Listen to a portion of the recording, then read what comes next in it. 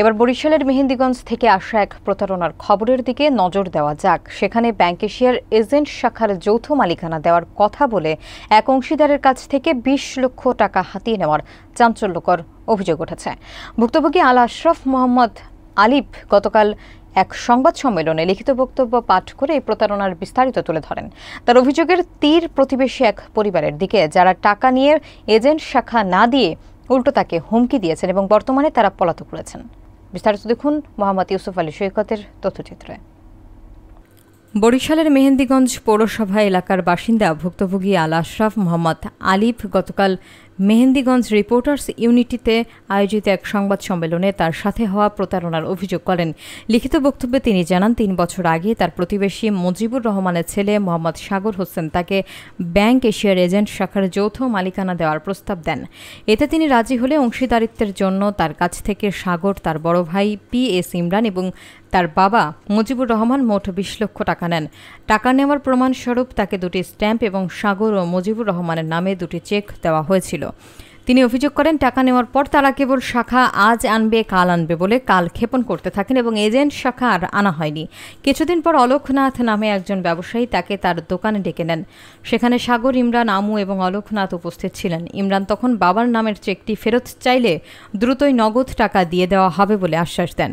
এক পর্যায়ে অলোকনাথ চেকটির দায়িত্ব নেন, কিন্তু এর পরপরই তারা সবাই উল্টো কথা বলতে শুরু করেন এবং বিষয়টি কাউকে জানালে খুন জখম করার হুমকি দিয়ে তাকে দোকান থেকে বের করে দেন। স্থানীয় গণ্যমান্য ব্যক্তি এবং সেনাবাহিনীর কাছে অভিযোগ করেও কোনো প্রতিকার না পেয়ে অবশেষে তিনি আদালতে মামলা দায়ের করতে বাধ্য হয়েছেন। ভুক্তভোগী আরও অভিযোগ করেন, টাকা দেওয়ার কথা বলে সাগরের বাবার চেক ফেরত নিয়ে অলোকনাথ জালিয়াতি করেছেন এবং অলোকনাথের বাবা বিষয়টি ধামাচাপা দেওয়ার অপচেষ্টা চালাচ্ছেন। সমাজের কিছু প্রভাবশালী মহল প্রতারকদের পক্ষ নিয়ে তাকে উল্টো চাপে রেখেছেন বলেও তিনি জানান। গত 7 মাস আগে ভুক্তভোগী মোহাম্মদ আলিফ বাদী হয়ে ঢাকা জর্জ কোর্ট মামলা দায়ের করলে অভিযুক্তরা এলাকা থেকে পালিয়েছেন। অভিযুক্ত সাগরের সঙ্গে যোগাযোগের চেষ্টা করেও তাকে পাওয়া যায়নি। বিষয়টি তুলে ধরার জন্য অনুরোধ জানাচ্ছি। আমি একটি ব্যাংক এশিয়া এজেন্ট ব্যাংকিং মালিকানা পার্টনার হিসেবে অপর পার্টনার মোহাম্মদ সাগর হোসেন, পিতা মোহাম্মদ মুজিবুর রহমান ও তার ভাই মোহাম্মদ ইমরান হোসেন, সাবেক সংসদ সদস্য পঙ্কজ নাথের PS এবং পাতারহাট বন্দর ব্যবসায়ী ওকিল নাথের ছেলে অলোক দেবনাথ আমার থেকে ২০ লক্ষ টাকা নেয়ার প্রমাণস্বরূপ একটি স্ট্যাম্প ও 2টি চেক প্রদান করে। পরবর্তীতে পার্টনার সাগর ও তার ভাই সহ অভিনব কৌশলে আমাকে ডেকে নিয়ে টাকা দেওয়ার কথা বলে অলোকনাথের দোকানে, অলোকনাথের ফোন থেকে আমাকে ফোন করা হয়। তারপরে আমি অলোকনাথের দোকানে ফোন পেয়ে যাই। দোকানে ডেকে নেওয়ার পরে টাকা দেবে বলে একটি প্রতারণার কৌশল করে আমার থেকে একটি চেক নিয়ে যায় অলোক দেবনাথ। এই চেকটি আমার পার্টনারের পিতার ছিল। চেকটি হাতে নেওয়ার পরে বিভিন্ন নাটক শুরু করে, যা আমি ক্ষমতার অপব্যবহার লক্ষ্য করছি। আমাকে বিভিন্নভাবে হুমকি দিয়েছে। উক্ত টাকা ফেরত চাইলে খুন জখমের হুমকি দিচ্ছে। একটি প্রভাবশালী ব্যক্তি গোষ্ঠীর বলয়ে পার পেয়ে যাওয়ার চেষ্টা করে যাচ্ছে।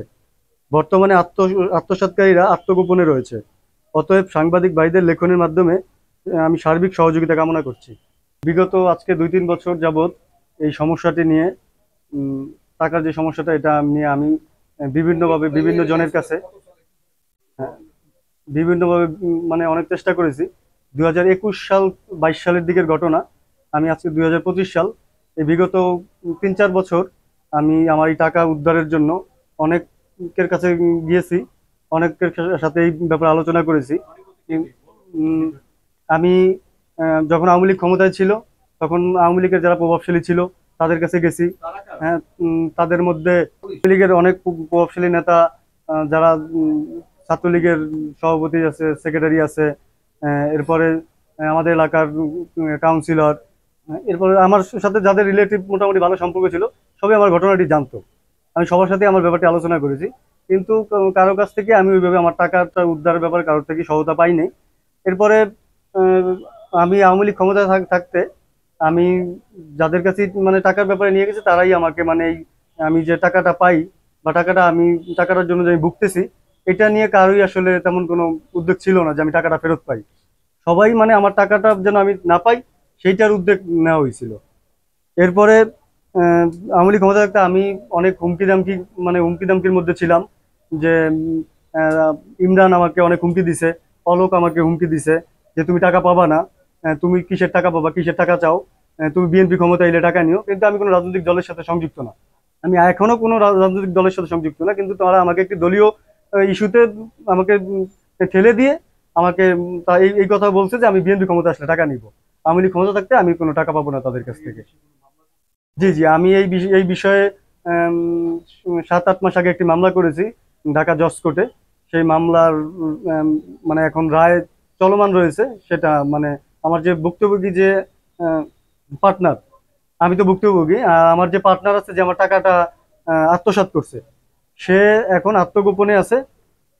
আমার মামলার এখন যে অবস্থাতে আছে সেটা হচ্ছে সে ওয়ারেন্টের আসামি বর্তমানে, আর তার ফ্যামিলি টোটাল মেহেন্দিগঞ্জ থেকে এখন আত্মগোপনে রয়েছে। জি, আমি যখন দেশে একটা অরাজকতা সৃষ্টি হয়েছে দল পতনের দিকে, এরপরে পতনের দিকে তখন আমি আসলে তেমন একটা কিছু করতে পারিনি। দল পতনের পরে আমি সেনাবাহিনীর কাছে গেছিলাম, সেনাবাহিনী আমাকে বলছিল যে থানায় কমপ্লেন করতে, কিন্তু আমি তখন যে থানায় কমপ্লেন করব এমন কোনো মানে আমার নিজের কাছ থেকে আমি ওইভাবে কোনো আশ্বস্ত পাইনি যে আমি এখন থানায় একটা কমপ্লেন করলে যে আমি একটা সুরাহা পাবো বা আমি আমার টাকাটার যে কোনো একটা সমাধান পাবো, এমন কোনো আমি এমন কোনো ইয়ে পাইনি। যার কারণে আমি মেহেন্দিগঞ্জ থানায় ওইভাবে কমপ্লেন না করলে আমি থানায় যাওয়া হয়েছে আমার। কারো কাছ থেকে বাধাগ্রস্ত বলতে আমি আওয়ামী লীগ ক্ষমতা থাকতে তো তারা দলীয় একটা তারা আওয়ামী লীগের পন্থী ছিল, সেই দিক থেকে আমি অনেক এর মধ্যে ছিলাম যে আমি টাকাটা পাবো না, এটাই ছিলাম। সুনির্দিষ্ট বাধার মধ্যে ইমরানকে যারা হেল্প করছে তাদের মধ্যে হচ্ছে আপনার অলোক দেবনাথ ছিল, এমপির পিএস সাইফুল ছিল, এরপরে উম, উম, আর আর যারা ছিল অনেকেই ছিল, তাদের নাম আমি জানি না, নাম না জানা অনেকেই ছিল। কিন্তু যারা আমার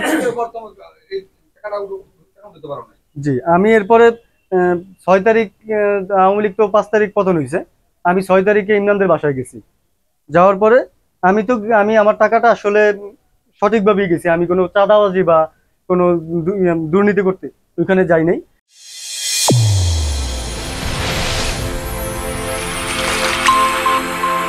চ্যানেল A1 হৃদয়ের স্পন্দন।